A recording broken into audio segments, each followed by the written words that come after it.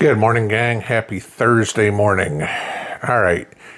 You know, it's pretty bad when we've got to the point in this country where we literally are considering fellow American citizens as the enemy.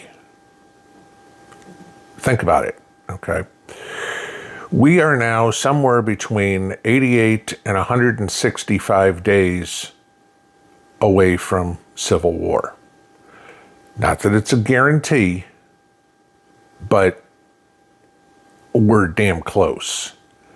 Now, I want you to think about this. A lot of people will say, oh, that's fear-mongering, that's, gloom and doom.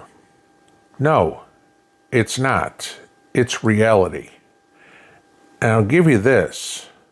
The other side is openly preparing for it and openly expecting it. I mean, let's start with this. This is what Joe Biden said yesterday. Listen to this. Are you confident that there will be a peaceful transfer of power in January 2025? If Trump wins, no, I'm not confident at all. I mean, if Trump loses, I'm not confident at all. He means what he says. We don't take him seriously. He means it. All the stuff about if we lose, there'll be a bloodbath. Now, note a few things that Joe said. If Trump wins, well, if Trump wins, that would mean the attacks are coming from the left. Then he corrects himself and says, oh, if Trump loses, meaning they're expecting an attack from the right. That's the government saying, either way, expect, as Joe put it, a bloodbath. Another comment completely taken out of context, just like the very fine people hoax, or the inject yourself with bleach hoax, or the Project 2025 hoax. But I want you to understand something here real quick. The people that listen to what Washington says, be it Biden or Harris or Pelosi or Schumer or pick somebody, they don't necessarily look at it as a hoax. They believe all this stuff. So be advised, the other side, the left, is preparing to attack.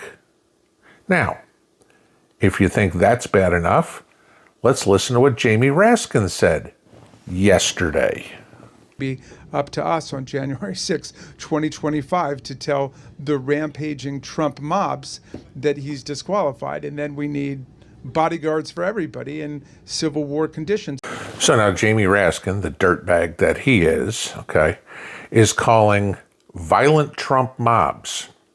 I want to know where we have any example of violent Trump mobs. Was it at Butler, Pennsylvania? No. Those weren't Trump mobs. That was a liberal trying to take out a presidential candidate. January 6th, were they violent? No. The only violence was from the Capitol Police killing 2 peaceful protesters. Do we want to talk about the violent mobs that were on the left? Like, I don't know, Minneapolis or Kenosha or Seattle or Portland or Kansas City or St. Louis, or I can continue on and on and on. We'd have a 45-minute video. No. And then he's saying that everybody's going to need bodyguards and we're going to be in civil war conditions. Again, I want you to think about this. This is what they are telling their people to get ready for this. You need to do the same. Be ready to be attacked. Doesn't necessarily mean you are. It all depends on where you are. If you are in the middle of downtown Minneapolis or downtown Kenosha or downtown Portland, I take this pretty seriously. If you live out in the suburbs, maybe take it down a notch. If you live out in the country, maybe take it down too. Do you live in a predominantly blue state? Take it back up. Do you live in a predominantly red state? Take it back down. I mean, around me, I'm not super concerned. I live in a extremely red area. Over 90% of my county voted for Donald Trump in 2020. However, Knoxville's an hour away, and it's very blue. Okay, those rampaging mobs can move on. And whether they decide to burn, loot, and murder again is up to arguments. Let's put it that way. So what do you do? All right. So the question now comes into on your particular plan, your security. And again, depends on where you are. Do you live in one of these deep blue areas and have a bug out plan? Okay. My suggestion at that point, maybe you go vote at 6 o'clock in the morning on November 5th and head straight to the bug out location and wait out the election results. Same thing on Inauguration Day. Maybe it's a good idea to wait out that day at your bug out location. So let's say a civil war happens. Now, depending on where you are, hopefully you've got yourself to a safe place. You still need to be uber aware and well protected to shelter in place because you don't know what's potentially coming. Okay? I know we all preach gray man all the time. Yeah, and you can say whatever you want, me being on YouTube. It kind of defeats that a little bit. But I get it. So you don't know what other people are doing. But by practicing gray man, other people don't know what side of the fence you are on. So it is very possible that you could have friendly fire coming back at you. Again, as I've said many times, we're not all going to be running around in red t-shirts or blue t-shirts that day. So you don't know if some pro-Trump gang of thieves, which inevitably there will be, don't get me wrong, okay, could come attack your hidey hole, just like a pro-Kamala Harris gang could do the same. You don't know. So you've got to be protected and somehow. Now, you could say, well, gee, I got a Trump flag up in front of my house or something like that. They'll know. PSYOPs are pretty good, okay? That's not a real difficult one. How much are you going to trust it? If you don't know the people and the people don't know you, you're an outsider, okay? If you've got a bug out location, I hope to God you've got taken time to go meet the locals and give them a little idea what side of the fence you are on. Just so somebody on the outside of your perimeter may be able to enlighten the masses that, hey, this guy's one of us. Okay. So if we get into a SHTF situation, if we are into a civil war, how well defended are you? How well protected are you? Have you taken a walk around your house, your bug out location, wherever you are going to be, with whoever you are, and said, okay, these are our weak points. This is what needs to be protected. Now, I'm going to give you this. We as citizens can probably hold up pretty well against rampaging mobs of other citizens. Okay. If it comes to the point where the military's coming after you, if they are so inclined, okay, if they don't say, oh, hell no, I'm not going shooting Americans. Against the military, our odds go way down. Let's put it this way. Just because we don't have the equipment. We don't have armored personnel vehicles. We don't have tanks. We don't have, most of us, don't have fully automatic weapons. You know, we don't have drones. We don't have mortars, et cetera, et cetera, et cetera. Okay. our chances of survival go significantly down against trained military personnel with military equipment. Then you get to the civilians, which is more or less, hopefully, in the scenario that we wind up in, where you are going to be located, that the military is not going to worry about Sharps Chapel, Tennessee. Okay, it's one of the reasons we're here. This would be a very low priority place for anybody, the government, to come try to take over. They'll go after the cities. Hopefully you aren't there. So if we're going after the civilian hordes of marauders, they are going to be armed relatively similar to the way we are. ARs and AKs, 9mm, etc., etc., etc. I'd say they're going to be untrained, but not all of them. There are plenty of vets out there who will immediately rise to leadership positions because they are more familiar with tactical movement. Let's put it that way. Okay. You know, a lot of military would be familiar with something like Battle Drill 6, okay, how to clear a room. I'm betting most civilians have probably never even heard of BD6. So you get into how are you going to protect your home? And this is what you need to start looking at. Going, okay, what's my perimeter? What's the outside perimeter look like? Do you have any sort of barrier? Do you have a tree line? Do you have a fence? Okay. Pros and cons to a fence. Right? It's a chain link fence. It's not going to stop anybody. Bolt cutters go right through that. Okay. If it's a masonry fence, a stone fence, anything bricks or whatever, they'll scale it. I want you to remember something, though. Chances are any of the marauding gangs are going to be lightly equipped, depending on how well they thought about what they're going to do. Maybe they're walking, so there's only so much they can carry, or maybe it's 4 or 5 guys loaded up in a pickup truck. They're not going to have a ton of stuff. They're not going to have excess ammo with them. They'll probably have a standard loadout. That's it. So you have time on your side by that. So you need to protect the perimeter first. Okay? Fences are good, but fences are also bad. If you've got this huge fence around your property, that's pretty telling that, hey, I've got something I'm trying to hide in here. Okay? So just remember that. It also cuts off your line of sight to streets or anything.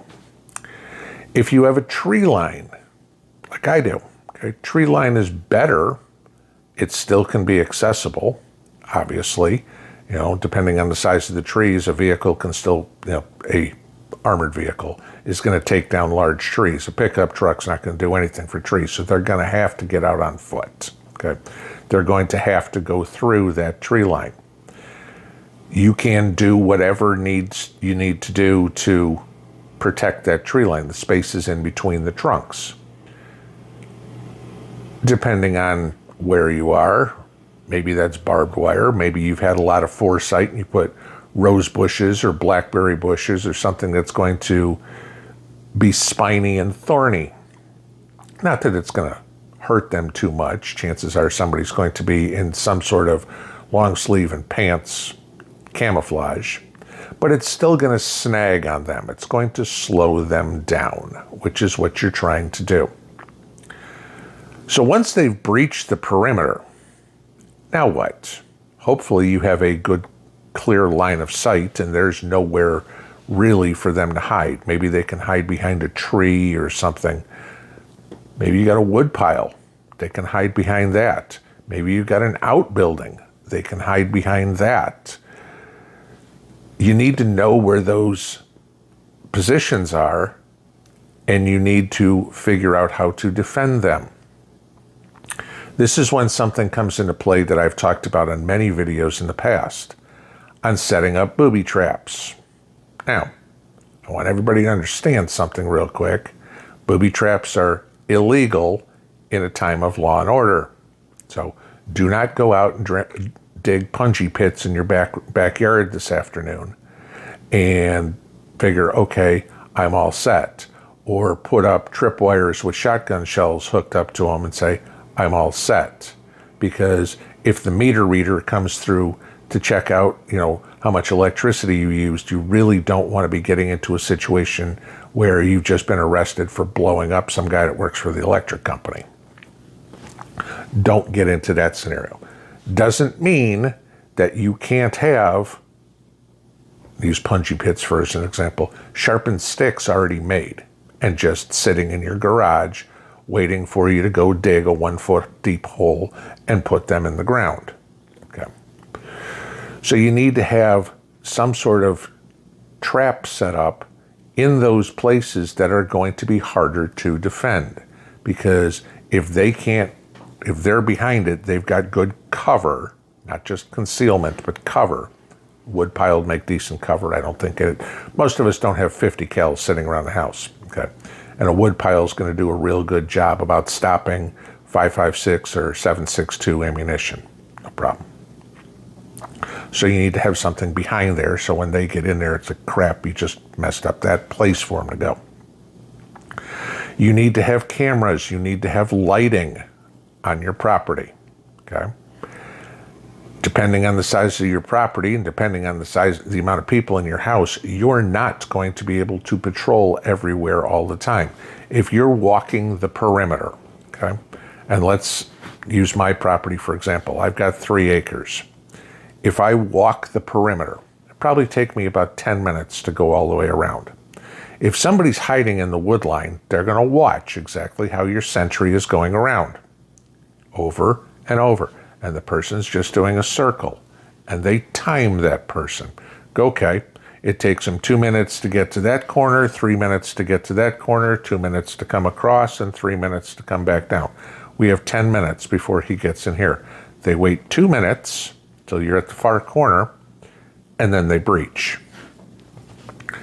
If they're quiet, there's 8 minutes till you come around. Chances are somebody's going to hear them. If you've got security lights on the premise, if you've got cameras, now you can have a sentry watching all the cameras inside and safe or safer, and they can alert everybody going, Sector 1, we have a breach. And now radio comms and everybody knows we've got people coming in from Sector 1. Okay. And again, I'm talking about civilian marauders. This is not rocket science that you would do something like that. So maybe you have some sort of firefight at that point. It's a possibility. Don't discount it. Do you have the positions that your shooters are already going to take? Do they know where to go? The 4 corners of the house. Do they know what their sectors of fire are? You don't you need overlapping fire, but you don't need everybody pointing at section 1 and nobody pointing at section 2 and 6 guys come run in from section 2. Okay, you need somebody watching those things as well. Decoys could possibly happen. That would be one of my main tactics right from the beginning. You send a couple of people in section 1, you send a bigger force in from section 2, you flank everybody, and now you've taken over. Okay. So let's say you don't have a big group and now you've got to protect in the house. How well have you protected your house? By now, I'm hoping everybody has put longer screws in their deadbolts, has put in deadbolt locks, 1-inch long deadbolt locks to protect the doors. I'm hoping you have steel doors or solid core doors, solid wood doors to get into your house. A lot of us have windows. I'm hoping at least at a minimum, you've already put security film over the windows. Okay. If they can't get in a door, or if they figure you're protecting the door, the next best option to get in is a window. They can pick up a rock from anywhere, a brick, anything, and throw it through a window, and it breaks the window out. If you've got that security film on there, Think of like a car windshield, which is a piece of glass, a piece of plastic, and another piece of glass. Same thing with the security film. You put it on, it'll shatter the window, but they're going to have to take the time to knock out that entire window because it's all still stuck together before they can come in, which gives you ample time to move from wherever you're in the house to where the noise just came from and prevent anybody from coming through that window. Maybe you have only a few people. Again, I'll reference a movie here. Anybody remember the movie Death Wish 3 with Charles Bronson and some of the sneaky little traps he put into the apartment buildings as people were breaking in? Not a bad idea. Punji sticks under a window. Good idea. Think of different ways. Get creative. Because when it all comes down to it, you're in the last place you're going to be able to stop. Remember this, and it's what I said before. They don't have access to resupply. Whatever they've got in their standard loadout that they're carrying, maybe that's 6 magazines, maybe it's not, okay? That's it. If you've got 30 magazines sitting right next to you, you can put so many holes in that wall, you're bound to hit something or someone. And if you can knock out the group of marauders, then you have a fighting chance. The whole point is to not let them breach your security, and you need to do it. It's hard with only a couple of people. Maybe one's covering the front of the house, one's covering the back of the house. But what if they come in from the 2 sides? Or what if they come in from 3 different areas all at the same time? Chances are, with untrained people, they're all going to bunch together in one group and they're all going to try to go in the same spot. Okay? And you can concentrate on that. But you need to think about these things. You need to know where the most likely entrance points are to your house. The front door, the back door, certainly. First floor level windows, ground level windows, can they get in? Yes. I know you hear people say, oh, maybe somebody shimmy down the chimney. No, that's not going to happen. You're not going to have people go into that length, not individuals, because this isn't special forces coming at you. But stop and take a look. Can you lay down suppressive fire? If there's a group of 20 coming and there's only 2 of you, do you have the weaponry to keep them at bay? You can get it, okay? Not necessarily. You don't need something automatic, but there's good semi-automatic options. Some of them have been recently made legal by the Supreme Court. You know what I mean? Okay. Take a walk around your house. Look and see where the obvious places to come in from. People are going to hide in cover as long as they can. They're going to come from around other buildings. They're going to come out of a wood line. If they want to attack, they're going to, and they're going to try to go unnoticed as long as possible. They're not walking down the street with the BLM flag saying, here we come. They're going to sneak in. And chances are it's at night. When do burglaries happen? Mostly at night. Yes, I know you get some guys who are, pulling up at a U-Haul truck and doing it in the middle of the day like they're movers. I get it. But most burglaries happen at night. Most car thefts happen at night. Hell, when I was repoing cars, we worked from 11 o'clock at night to 6 o'clock in the morning. We wanted the cover of darkness. This goes back to having security lights on your premise. A light goes off, that's a good key that something's moving over there. Maybe it's a raccoon. Maybe it's a bad guy. Do you have quality lighting on your battle rifle? Do you have quality lighting on your body? So at least if you're moving around with a pistol, you can look as to where you're going. You can spread. And when I'm talking quality lighting, I think of the distance of your perimeter. A light that will illuminate for 100 feet does you no good if you live on a property where it's 250 feet to the street. Okay. Think about something like that. These are the things that we talk about, but I find so few people put them into practice. The other side are fellow citizens who are the enemy, potentially, who are being enticed by the President of the United States, a senior senator in Congress, that they're getting ready for civil war. We can bet they're not, those people that are listening to these people are radicals. I mean, if you're a liberal at this point, you're already a radical. Just look at Cori Bush's speech after she lost the other night. These are going to be the worst of the worst that are coming. They're getting ready. Now you need to get ready for them. 88 to 165 days. That's your time frame. Use it wisely. Pinball out.